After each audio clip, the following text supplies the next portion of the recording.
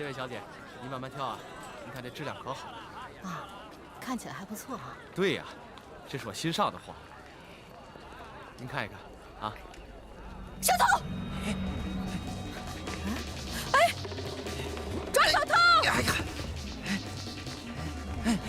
别跑！闪开！闪开！闪开！站住！怎么回事？站住！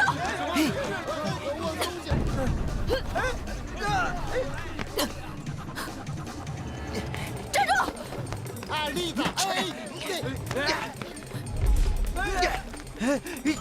给我站住！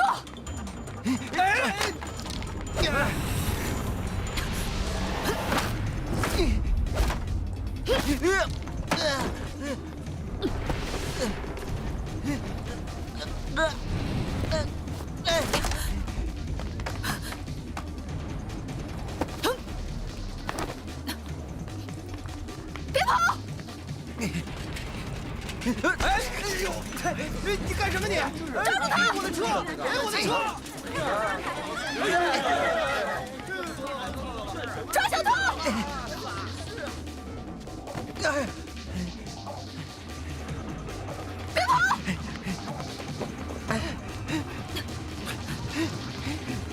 站住！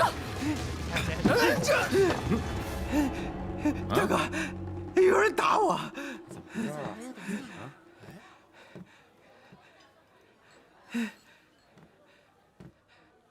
你是说他打你啊？就是他！你不会吧？堂堂一个大男人被女人打？刘大哥，他身手不一般呢。是吗？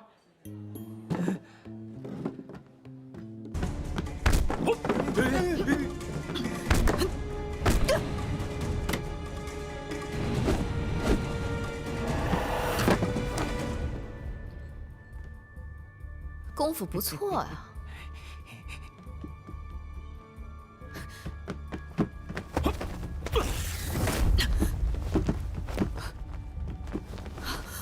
哎，你这只胸针我戴着也不错吧？啊！无耻！喂！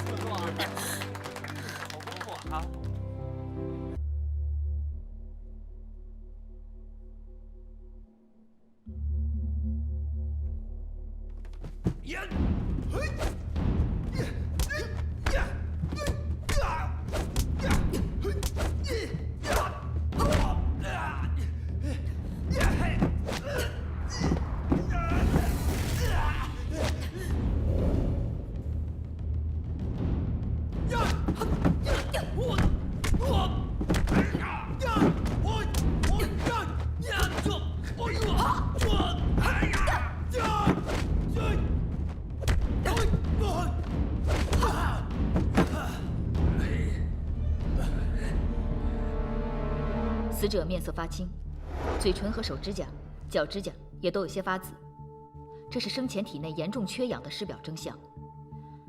表面看来，死者是死于严重的风湿性心脏病，肺静脉的血液回流受阻，导致呼吸功能的障碍，然后就会在尸体上出现严重缺氧的尸体征象。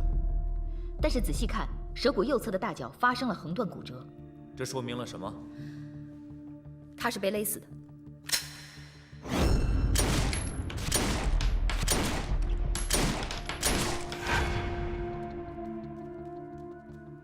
报告督察，五发全中。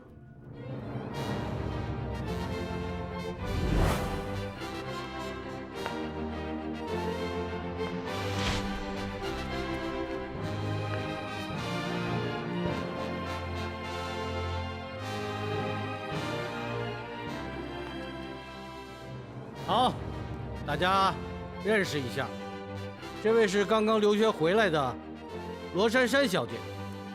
罗小姐在日本学习医学，后来又在早稻田大学学的是犯罪学、刑侦学。她是日本著名侦探远藤雄一的弟子。从今天开始，罗小姐被任命为法捕房的副探长。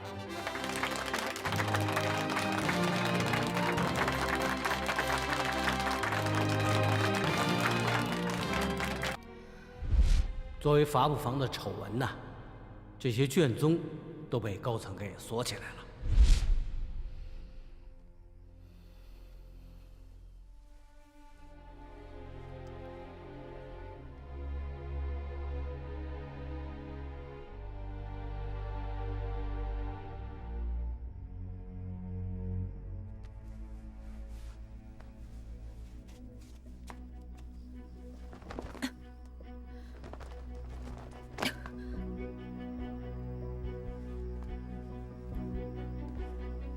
来，给。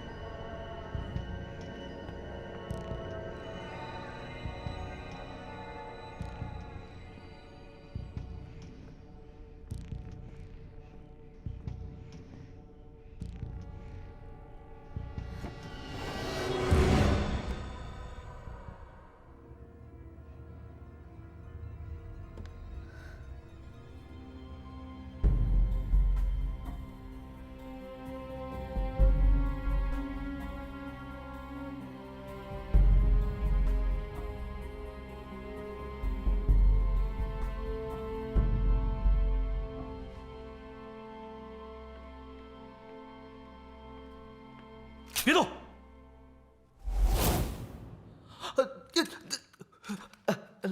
罗探长，这么晚了，您在这儿干嘛呢？我加班，然后睡着了，需要跟你汇报吗？当然不需要了。你在这干什么？有情况，刚才楼上那个窗户突然打开了，我还以为有人闯进来了呢。警惕性很高。叫什么名字？报告，我叫二宝，是刘探长的助手。二宝，小名吧？报告，大名叫冯二宝，小名叫二宝。好好干。是。走好啊。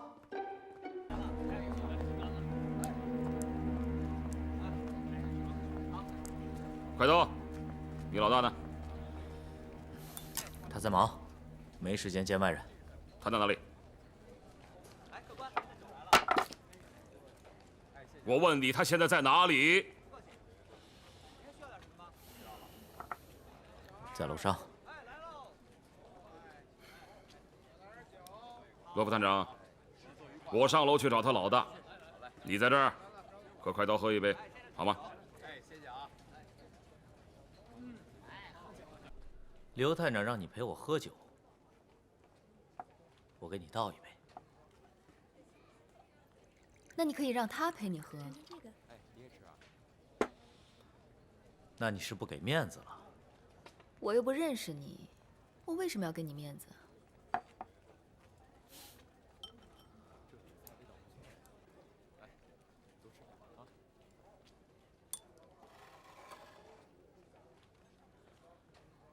我相信你会喝的。好，我给你面子。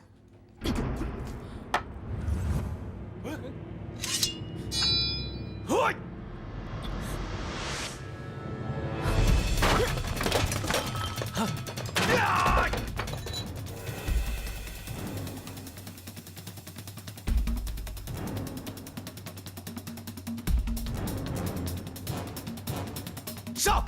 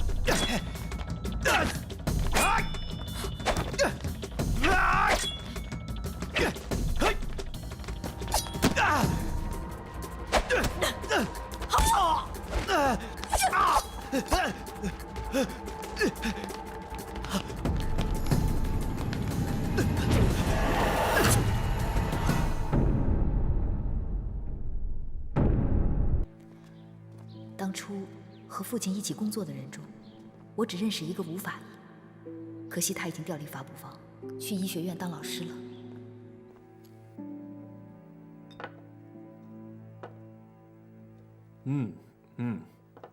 太香了。谁不吃谁傻子。哎，你不来一口？哦，我不吃。你不吃我吃。我找一下吴法医。把尸体抬到殓房，等吃完饭再解决。我是罗珊珊，罗成的女儿。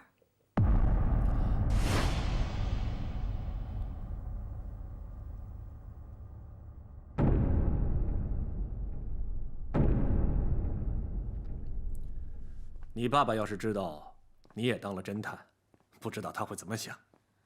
爸爸把我送到日本去，就是让我学侦探。吴叔叔，这次我来找你，想从你这了解一下当年断手案的情况，因为我知道，当年是你验的尸。一共死了3个人，身份和背景都不一样，但死法都一致，手被割下，送到了法捕房。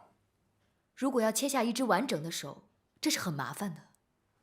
对，人骨头的硬度哪那么容易被切断，尤其是手腕。而且手腕的腕骨是由8块小骨组成的椭圆形，结构虽然不是很复杂，但是综合密度很高。所以手送到法捕房的时候，其实受害人都还没有死，而人其实是失血而亡。凶手会留出3个小时的时间，让断腕处不是大量的流血，而是慢慢的滴。吴叔叔，我爸最后是怎么会跟这个凶手牵连上呢？我只是个法医，真的不知道这些。若真的要查，那些卷宗肯定会帮上忙。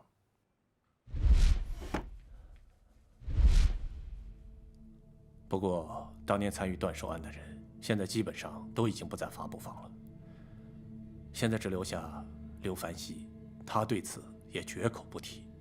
我知道，他心里是有愧疚的。他总觉得，出事那天他没在现场，才铸成了大错。断手案定案后，在法捕房成了禁忌，慢慢的，就谁也不提了。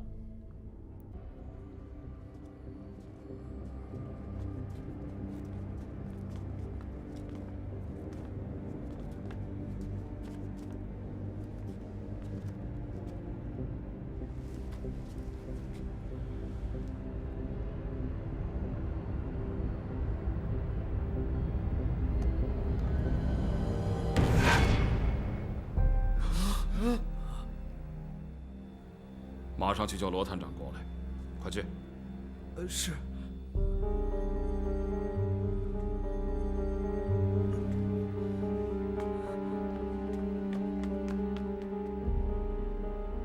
这只手的骨骼很大，手背上毛发很多，而且泛黄。这只手一看就是外国人的。应该是。这只手很干净，手指甲剪得很整齐，看来是一个很注重仪表的人。对啊。来看，手心有个10字伤口，这是什么意思呢？还有，盒子里有一支蜡烛，这又是什么意思？一般洋人住的地方呢，通常都是有电灯的，不需要点蜡烛，除非是烛光晚餐呢。不可能，如果在餐厅下手，会有很多人，凶手不会那么笨。那什么地方会有蜡烛啊？教堂，一定是在教堂。没错，教堂的蜡烛。这样就能解释，手心的伤口其实是十字架，人一定在教堂。没错，马上去圣三一教堂。等一下，你怎么知道是圣三一教堂？法租界一共有几个教堂啊？而且这只手看上去呢年纪不小了，只有圣三一教堂的神父才会这么老啊！快走了。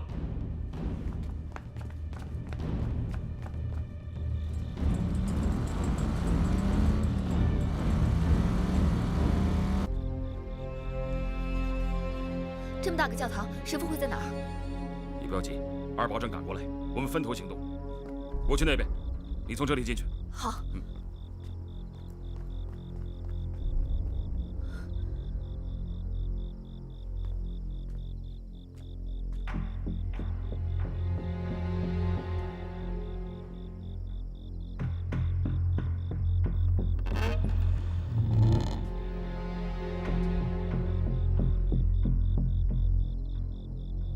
罗探长，厉害！你比当年的罗城探长还要快，第二次就能准确找到地方。你是什么人？你认识我父亲？哼，听说你回来了，特地给你送些熟悉的礼物，很惊喜吧？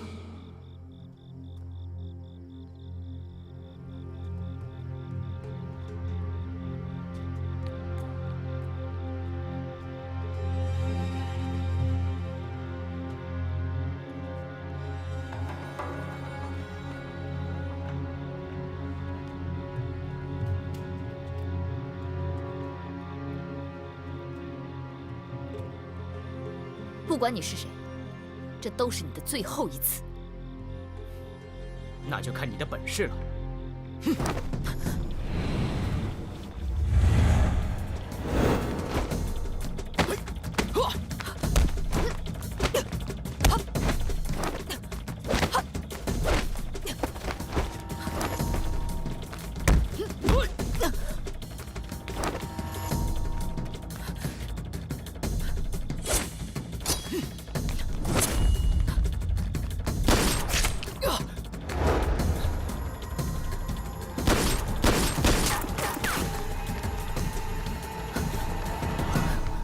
怎么样，珊珊，你没事吧？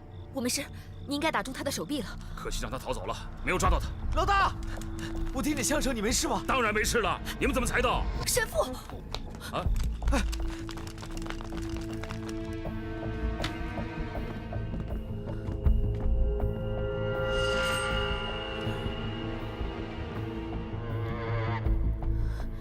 又来晚了，已经断气了。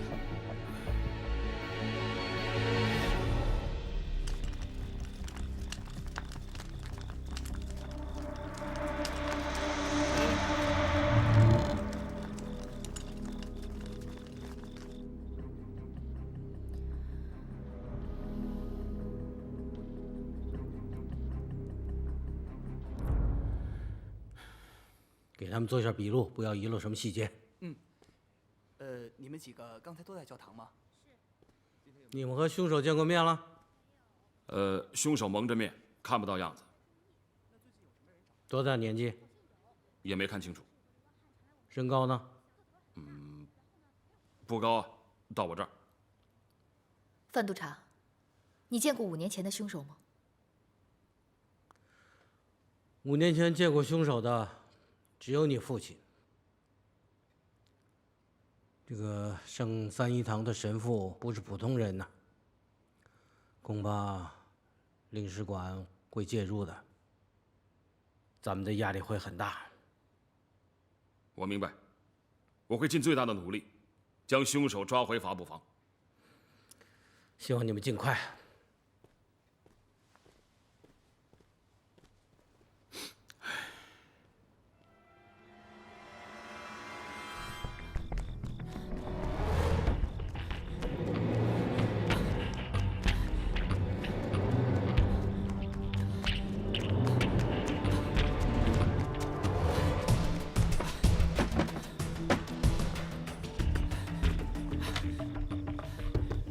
文南，你怎么了？没事，一点小伤。先进去再说。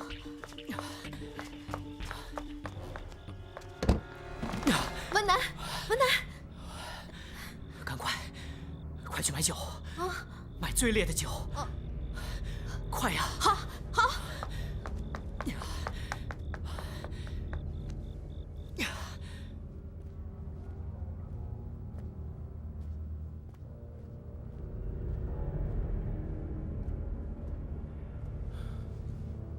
不要着急，二宝已经带人到医院去查了。如果他真的中了枪，肯定会去医院治疗伤口的。你不要忘了，他是一个有医学知识的人。OK。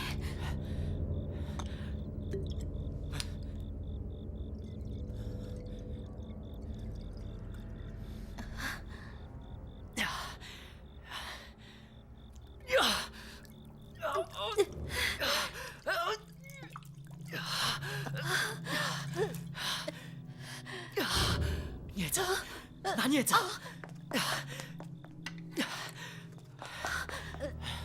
来了，把毛巾给我。使劲拔出来，然后用酒冲。万一我昏过去了，就一定要叫醒我，掐人中。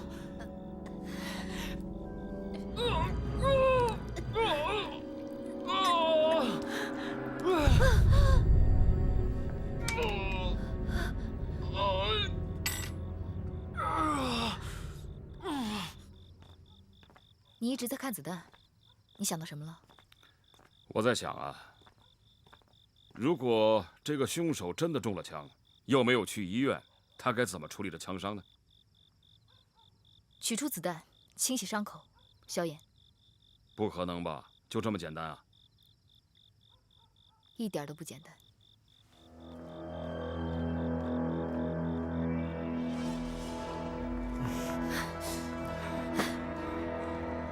把酒精拿出来，倒在伤口上。行了吗，文南？文南，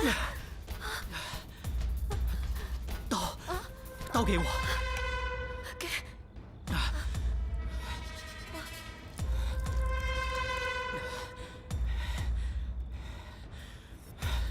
果果，下面你听好了，下面把伤口切开。扩大，清理皮源，把子弹周围的这一切都清理干净。就算用刀刮，也要刮干净，留下一点点，就会造成感染的。你撑得住吗？当然撑不住。拿利多卡因，还有上腺素，拿出来。拿针筒，先抽利多卡因，抽到200的位置。再加30上腺素。可是你说过，打这个是要做皮试的。没时间了，文南。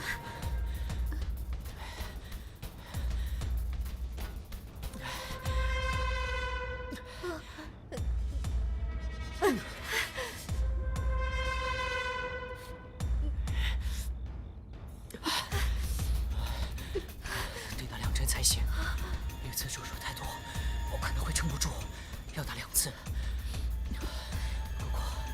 先开始处理伤口，差不多过15分钟之后，再给我打一次。你处理到一半的时候，我可能就会昏迷，那你就摸一下，只要还有心跳和脉搏，就不要停，继续处理伤口。清理完之后，我还要输液，要消炎药。我去买。你别去，现在外面发布方一定在到处找我，一旦出去了，他们就会盯上你。那我怎么办？你先开始处理，我慢慢跟你说。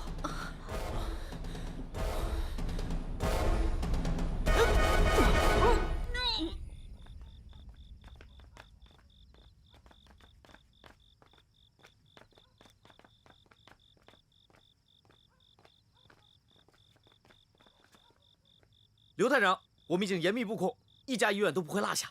你听着啊，不单是受了枪伤的人要查，就连买药的人也得查清楚，知不知道？买药？中了枪伤的人都要用到消炎药，所以凡是到医院买消炎药的人都必须得查。是，这就去办。快去。珊珊，走。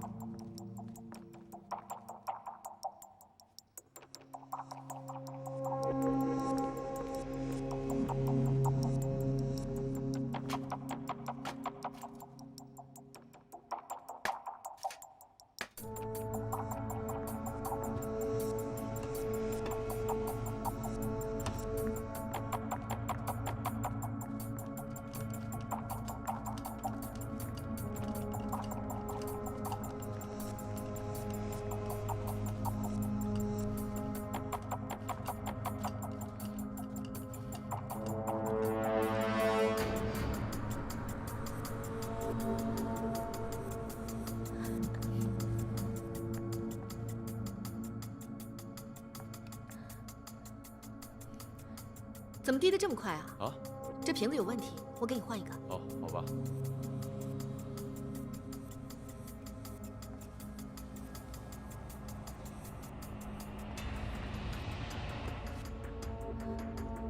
你这个也得换新的。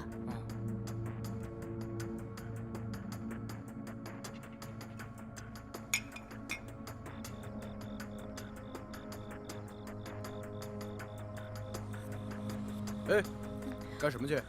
哦，去楼下取点东西。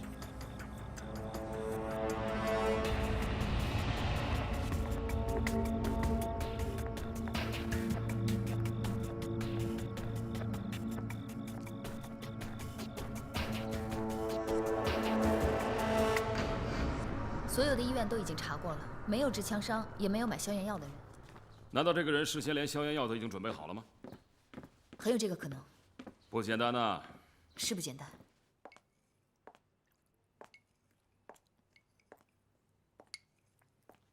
你醒了，文南。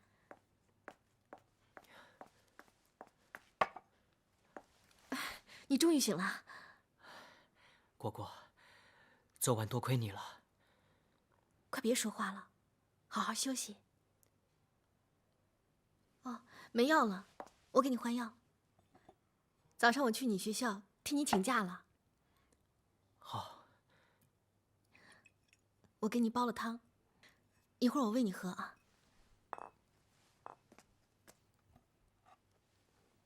来，多喝点，补补身子，这样好得快。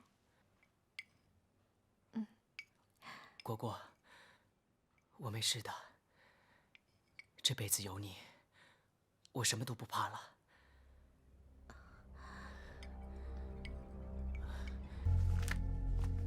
怎么样？查出什么没有？一看你啊，满头大汗，擦擦吧。我不要。怎么了？嫌脏啊？这手帕是新买的，干净的，我还撒了花露水在上面。哦哟，香的，你闻呢？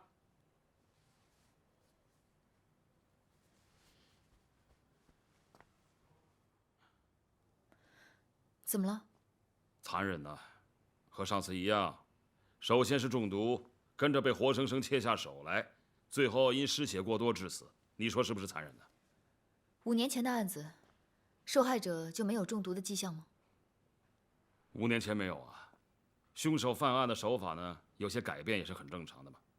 毕竟作案的不是一个人呢，当然会改变喽。你就这么确定5年前那个案子的凶手他一定死了？我没见过凶手的尸体，可当年呢就是这么定案的。如果他没死呢？这是你的假设啊。这不是我的假设。我昨天见到凶手的时候，他曾经提起过我的父亲。我觉得这个凶手是冲我来的。你说凶手是冲着你来的，那为什么现在死的是神父，而不是你呢？为什么？神父是我们法国人，林师署署长的儿子就是受他洗礼的，所以署长非常难过和气愤。哎，是。上海的日本报纸又在煽风点火，搞得宫东局灰头土脸，要我们不惜一切代价抓住凶手。总督察，我真不明白日本人为什么那么起劲。现在国际关系非常微妙，日德意正在秘密谈判，试图组成法西斯轴心。他们故意抹黑我们的治理，一旦时机成熟，在虹口的日本海军陆战队就有理由接管我们的租界。这起案子影响实在太恶劣了，如果不能尽早破案，对我们的声誉将会有很大的影响。范督察不能再掉以轻心了。是，总督察，我明白了。教堂里住着的不止神父一个人，说不定还有其他人看到凶手的样子。所以我们现在就去教堂找那里的修女，问清楚到底发生了什么事。神父的房间可能还有凶手留下的线索，再仔细查查。好啊。刘探长，他们来了。哎，刘探长，罗探长。哎，龙彪，你们干什么？我说过，今天会给你一个交代。我把人给你带来了。哦。人呢？在里边。行。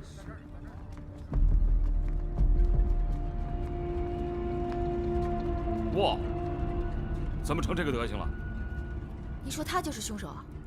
对，就是他。带他进来。带进来。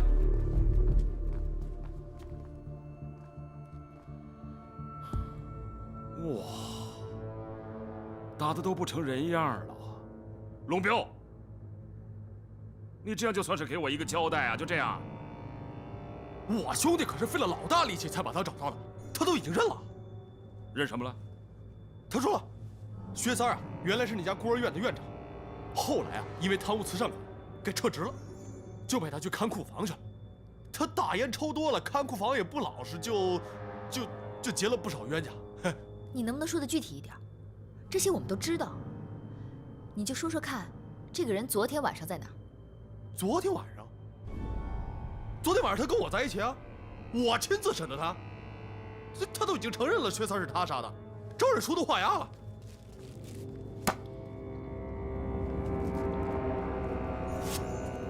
哎，罗探长，你这是？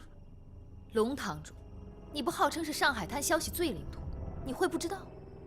昨天晚上又发生了一起断手案，手法和之前的一模一样，应该是同一个人做的。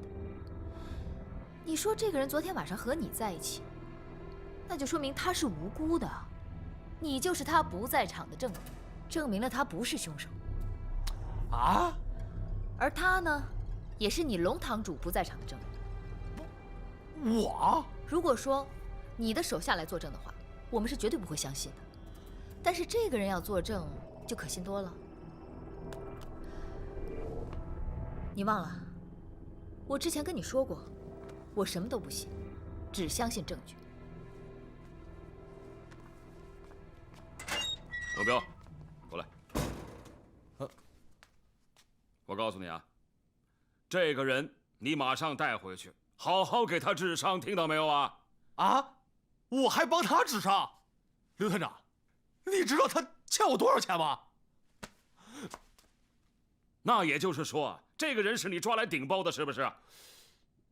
如果今天的探长不是我，是其他人，就一定当他是犯人了。喂，他也是人生父母养的，你把他打成这个样子，你还是不是人呢？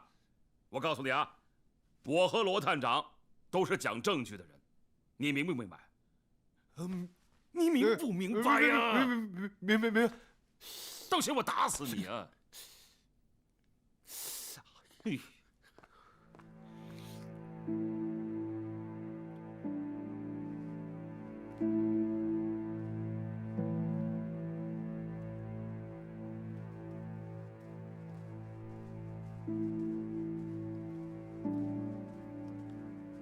刘探长，就是这位修女，昨天晚上她见过最后一位来访者。哦，哎，你好，你对这个来访者还有印象吗？他长什么样子？男的还是女的？有多高？刘探长，他现在不能说话。哦，没关系，他20岁，25岁，30岁。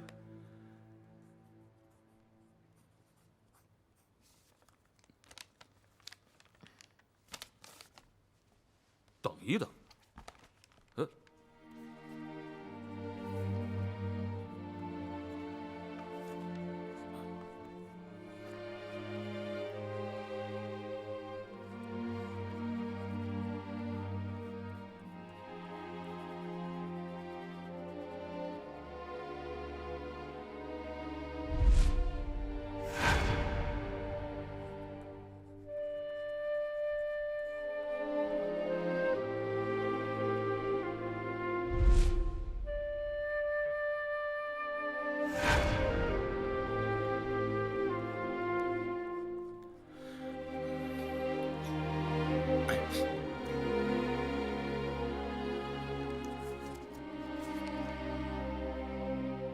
画的真好啊，但为什么只有侧面没有正面呢？哦，谢谢啊。哎，他叫什么名字？她叫童艳梅。哦，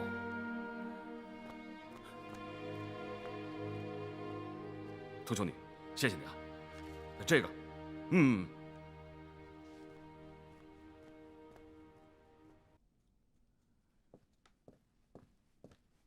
珊珊，你没猜错，真的有人看到凶手了。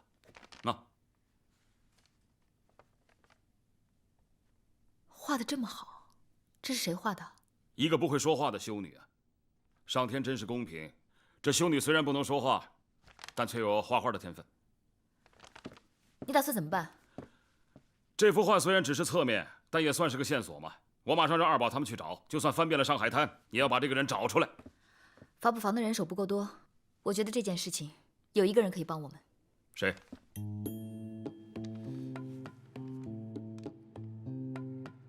快刀，大哥，拿着这个，叫上兄弟们，把地盘上能喘气儿的都给我叫来，一个一个给我认。明白。另外呢，把这几天的事情往后放一放，该砍的人，该打的架，该要的账，全都往后推，先帮罗探长把这件事情给我办了。知道了。你们两个跟我走。罗探长，您看这事儿，这样办还行吧？真是给你添麻烦了，谢谢龙堂主。哎呀，说什么谢呀？说谢就是不把我当兄弟了，就是把我当外人了。好，那以后我就不跟龙堂主客气了。哎呀，怎么还龙堂主啊？这龙堂主不还是见外吗？那我该叫你什么呢？珊珊啊，你可以叫我龙哥，也可以叫我大哥，叫我哥也行啊。哎，待会儿要是没什么事儿，一起吃个饭吧，好不好？龙大哥，谢谢你的好意，要不改天我们再吃吧，我还有案子要办。哎，这个案子我不是让他们给办去了吗？这饭总是要吃的嘛。你跟谁吃不是吃啊？真是谢谢你了。这样吧，改天我请你吃，好不好？我今天真的很忙，告辞，告辞。哎，珊珊，妹子，常来啊。怎么，神父的日记里找不到线索？看完再说吧。你看了一遍了，我还要看呢。让你看你就看。好，看就看，怕你了。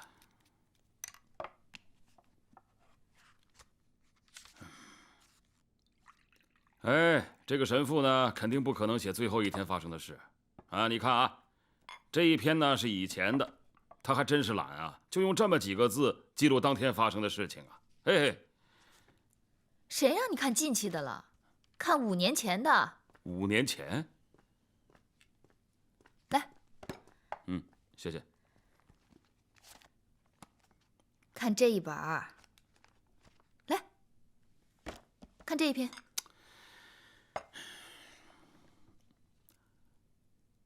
那一天，雪下得很大。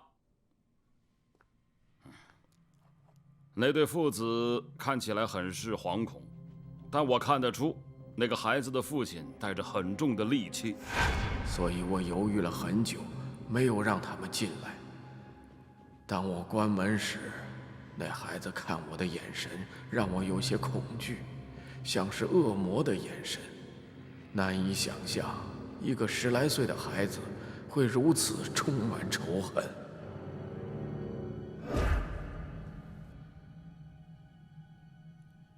你想到了什么？你没有看出来吗？那是我父亲死亡当天的日记。我明白你意思了。你是想告诉我，杀死神父的凶手，就是日记里面的其中一人。那是谁呢？是儿子。5年前，这个孩子的眼神让神父占领。5年之后，他长大了，回来替父亲报仇，经得起推敲。你的意思是说，日记里面的父亲就是陈钦？但怎么才能证明这一点呢？问题就在这儿。什么？陈钦当年没死？没错。照现在看来，这个可能性很大的。他还有个儿子跟他一起去教堂。根据神父的日记推断，现在的凶手极有可能就是他的儿子。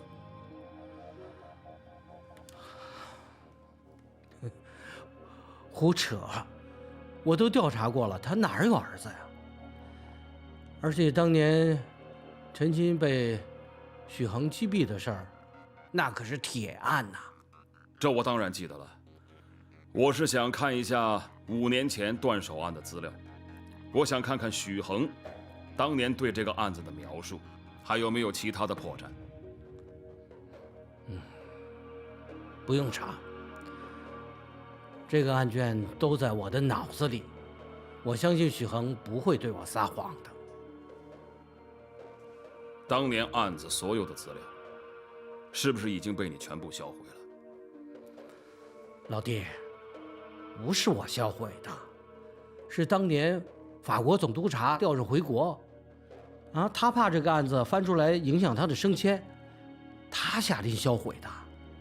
这毕竟是法不防的一段丑闻呐。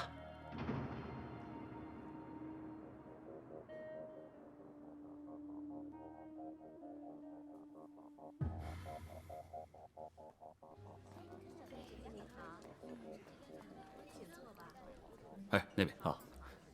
珊珊，哎，我来介绍啊，这位是《申报》的记者沈耀华，这位是我的助手罗副探长。好，罗探长，你好。你好。当年的断手案呢，就是他跟踪调查的。来，请坐，请坐。请坐，请坐。这么说来，你应该认识我父亲。当年发生断手案的时候，我还是个小记者，因为跟你父亲罗成探长的关系好，所以得到了不少一手资料。当年的资料能借我看一下吗？说借太见外了，就送给罗小姐吧，就当见面礼。太好了，我们还没讲条件呢，请两位务必要先答应我，一定要把这次案件的情况在第一时间如实告诉我。嗯哼，没问题啊，互惠互利嘛。好，有你这句话，那我就直接问了，你觉得前段时间神父被害的案子和之前薛三儿被杀的案子有什么关联？沈先生，我不太明白你的意思。罗探长没听清楚吗？果然是大记者，真没想到啊。罗探长过奖了。其实我们当记者的，跟做侦探一样，真相对我们特别重要。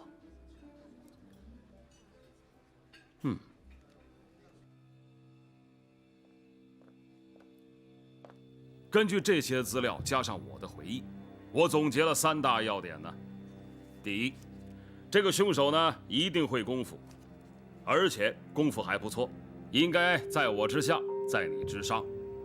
而且凶手还懂得医术，他的医术还很了得，而且在我之上。可不可以请你说一点重点啊？好，没问题。现在重点来了。那第二，5年前的断手案给了我们很多地域上的信息。那，你看看这里，第一只断手送来的时候呢，盒子里面有一些沙石、水草和树叶。第一只断手里面有树叶和少量的沙石、水草，结果凶杀现场就在荒郊河边的大树下。这就传递了一个地域的信息，也就是在告诉我们案发现场在什么地方。第二只断手送来的时候，底下放着一个沈大成糕点店的包装袋。沈大成糕点店的包装袋，结果凶杀现场的酒店楼下就是沈大成糕点店。第二个受害人所住的酒店楼下就是这个糕点店的所在地，也是地域上的信息。第三只断手送来的时候有纱线，这说明什么呢？这在告诉我们是在工厂。这就告诉我们呢，案发现场是在一家纺织厂的工地上面。还有更重要的啊，手指上面戴着的戒指也明确地告诉了我们这个受害者他的身份。那也就是这一次，我父亲见到了真正的凶手。没错，但非常遗憾的就是，当时让这个凶手跑掉。5年前的断手案，清楚地告诉了我们案发的现场和受害人的身份。但还有一点很重要啊，和手一起送来的还有一块冰，这块冰的融化时间是在3个小时之内。我相信这块冰彻底融化之前，受害人应该还活着。可我看到薛三手的时候，很湿，很冷。你看到时晚了，我看到的时候呢，那块冰还没有完全融化。所以第3点是最重要的。我告诉你啊，我绝对认同你的观点。今时今日的断手案和5年前的断手案，绝对不是简单的模仿。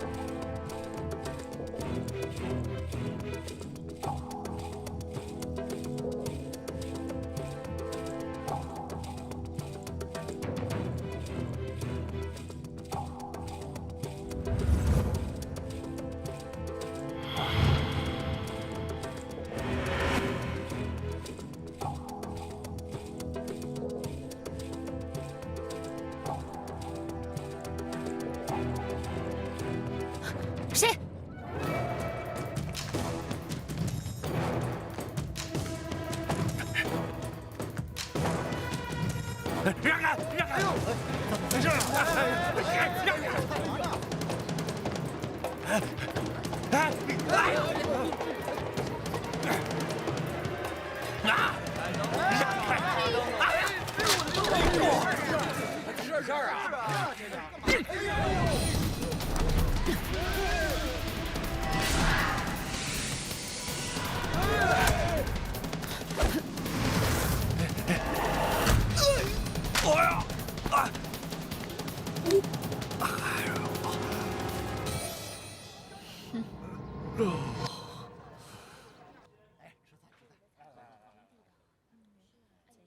你到薛三家干什么？我就是想去看看有什么值钱的东西没有。谁知道这大烟鬼家里什么都没剩下。那你跑什么呀？怕你抓我呗。你和薛三是认识的？认识不熟。你看看这个人，你认识吗？好像见过。什么时候见过？薛三死那天，我在路上见过他。我看这人穿的鞋挺干净的，肯定有点钱。我就想下手试试手接，可是他走得太快，我一直没办法下手。然后呢？然后我就一直跟着他呗，我想看看他到底去哪儿。结果他去了库房。那再然后呢？薛三到处欠钱，我想这个人啊，可能是薛三的债主，我就在门口等他。我左等右等，等了老长时间，他也不出来。后来我等不及了，我就走了。之后你没再见过他？没见过。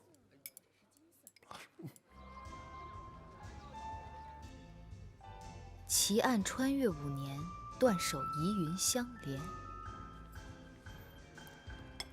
怎么样，罗探长，还满意吗？其实说实话，我没想到罗探长会这么大方，告诉我这么多关于断手案的事情，真是谢谢你。你不必谢我，我也需要你这么做。哦，这个凶手既然公然对我们发出挑衅，那我自然是大大方方的接受啊。哦，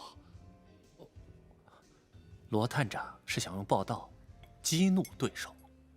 这个凶手相当的自信，通常像这样的人都非常的偏执。我就是要他感到被侮辱，这样他就会变得更为偏激，更容易露出破绽。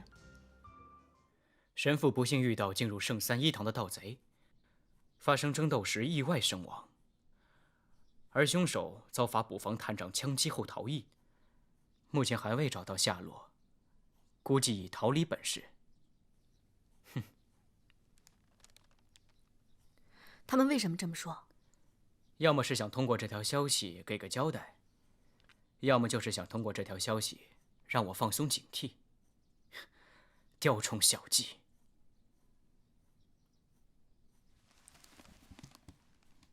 我本来以为那个罗珊珊，还有那个刘凡熙是很强的对手，现在看来也不过如此。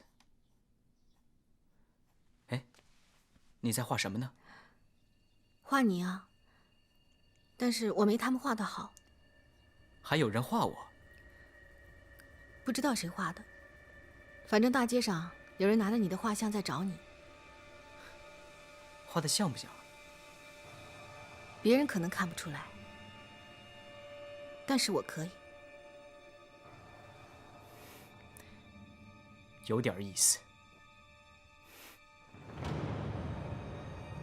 哼，罗珊珊想用这样的方法让凶手上钩，这太幼稚了啊！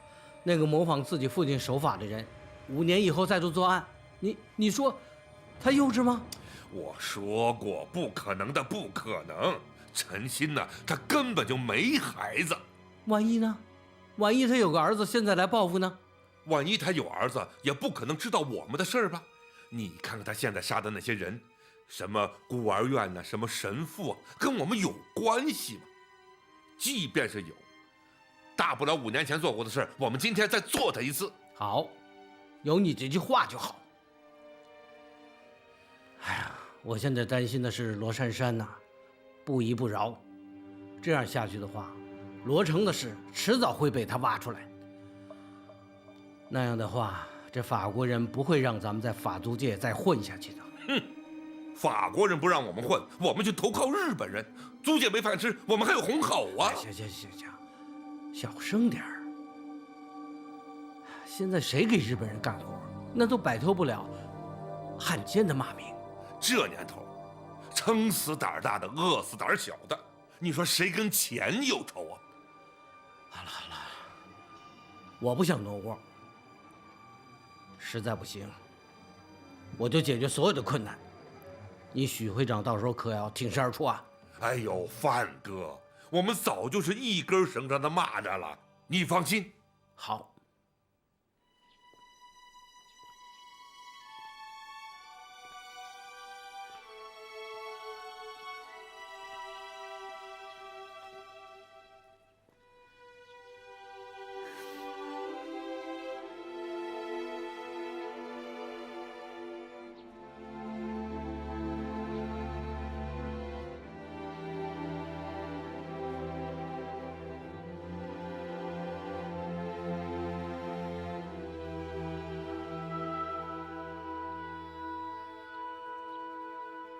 你就是那个画画画得很好的修女吧？你画的画真的很传神啊！我叫罗珊珊，我一定会抓到杀神父的凶手。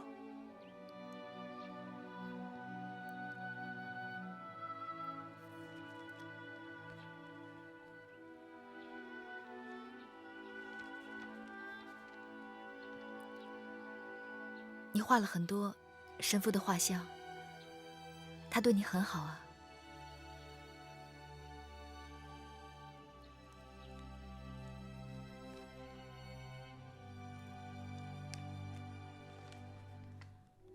你从小就被神父收养，在教堂里长大。我从来都没有见过画得这么逼真的画，真佩服你。要是你是一个侦探该多好啊！你的能力能派上大用场。可惜你是个修女。我不只是修女，我还是神父的养女。你会说话，你不是一个哑巴。我只是许了个雅愿，我已经沉默3年了。刚才的钟声，是我21岁的开始。不过神父已经听不见了。你会说话，那太好了。你快告诉我，那天你见到凶手的时候，他在做什么？我只是在他进门的时候看了他一眼，别的我就不知道了。你就看了他一眼，你就能把这一瞬间抓住？那你的记忆力真的是太好了。哦，那5年前的一个晚上，有一对父子来找神父，却被神父拒之门外，你还记得吗？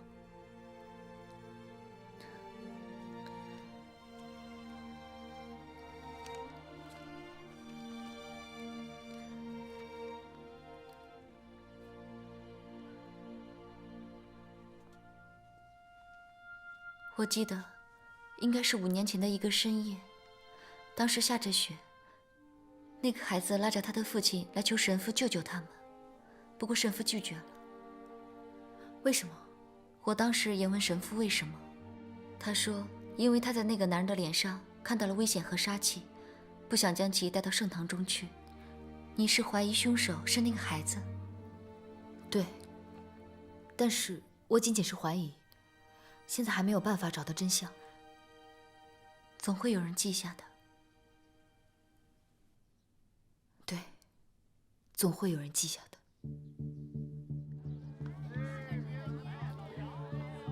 一定会有人记下。爸爸一定会记下当年的事情，他一定会留下记录的。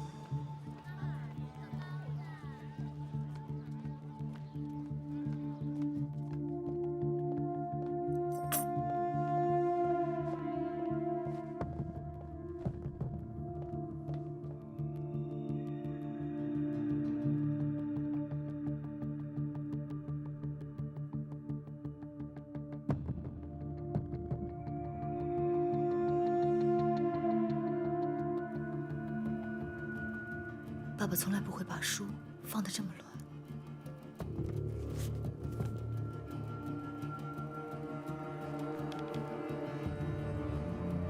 国际象棋。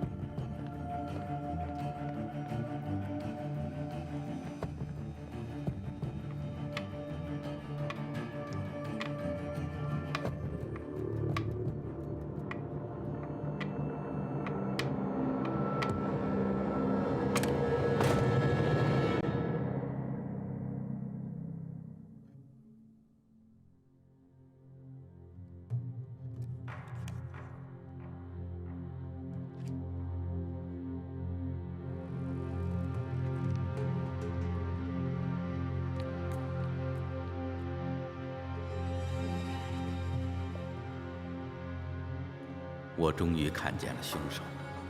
应该说，我首先是听见了他的声音，一种低沉而沙哑的音质，语调极为平淡，连笑声都是平淡的，仿佛都在一个音阶上。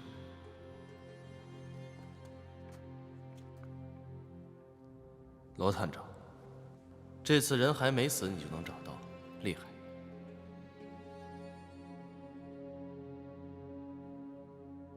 单凭这一点，上海滩第一的称号，罗探长，你是当之无愧。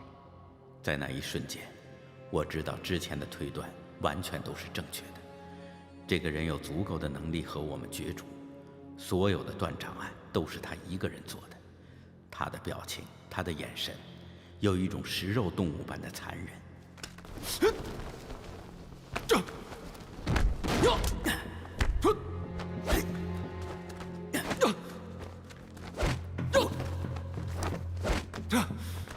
他的身手足以证明他久经历练，力量、速度、灵敏度、轻盈度，使用兵器时的准确度和熟练度，都令人叹为观止。奇怪的是胖子的反应，这么相似性极高的连环作案，显而易见是职业杀手所为。胖子。死者之间也许没什么关系，这凶手可能是一种仇富心理。三个人都是有钱人呐，心理变态。可问题是，为什么凶手每一次都把断手送到我们这儿来呢？也许凶手是向我们炫耀，挑衅，心理变态嘛。这个人我见过，这是一个职业杀手，不可能没有动机的做任何多余的动作。那他的动机呢？不清楚，但一定会搞清楚的。